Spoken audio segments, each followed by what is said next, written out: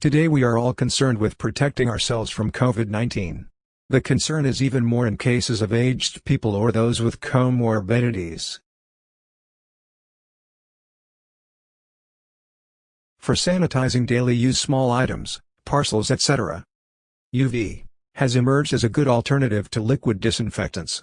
This presentation tries to share all that you must know before using a UV-based surface sanitizer. UV is part of the electromagnetic spectrum. The images show the visible range in the UV range in nanometers. UVC specifically is known to be extremely useful as a germicide for killing germs. Mercury vapor lamps that emitted UVC radiation of 254 nanometers was first invented more than 100 years ago.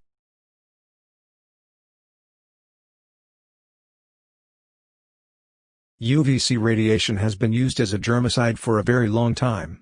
The UVC light is absorbed by the RNA or DNA of the microorganisms and renders them inactive and incapable of replicating. It has been used in the food processing industry for decades. It is used in hospitals for sanitizing the air, equipment, walls and other surfaces. UV sanitization has become almost a de facto final stage in water purifiers. Yes, it is safe, but make sure your skin or eyes are not exposed to UV. Make sure there is an independent lab certification ensuring there is no UV leakage from the device.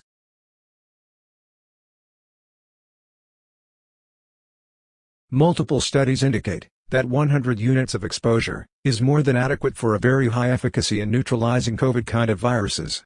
One such peer-reviewed and published study from 2007 is referenced here.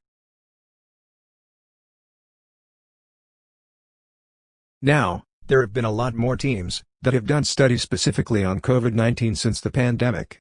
Some of these are referenced here. These more recent studies indicate that just 25 millijoules per square centimeter is more than adequate for greater than 99.99% efficacy in neutralizing COVID-19 virus.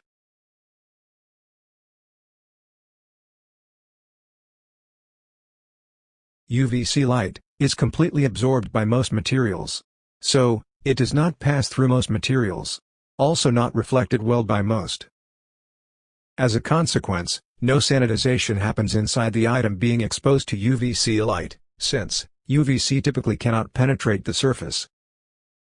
Also no sanitization happens in shadow zones.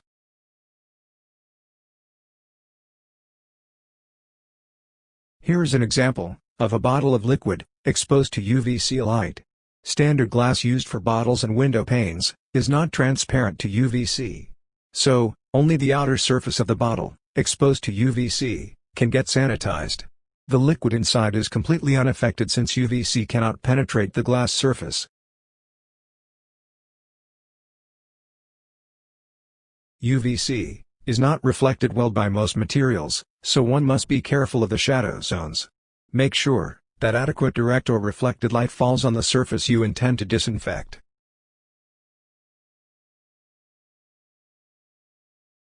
Using an UVC chamber to disinfect is quite different from using an oven for heating. In the picture here, you can see two boxes kept for sanitization in a UV chamber. No sanitization action can happen in the shadow region between the two boxes, or on the bottom surfaces of the boxes, where no UVC light is incident.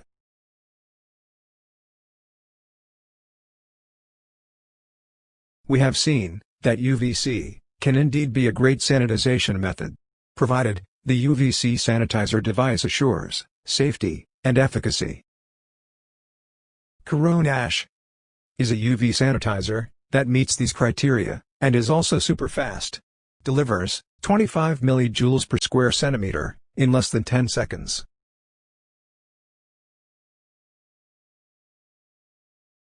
Hope this was useful. Please do share it. Thank you, and stay safe.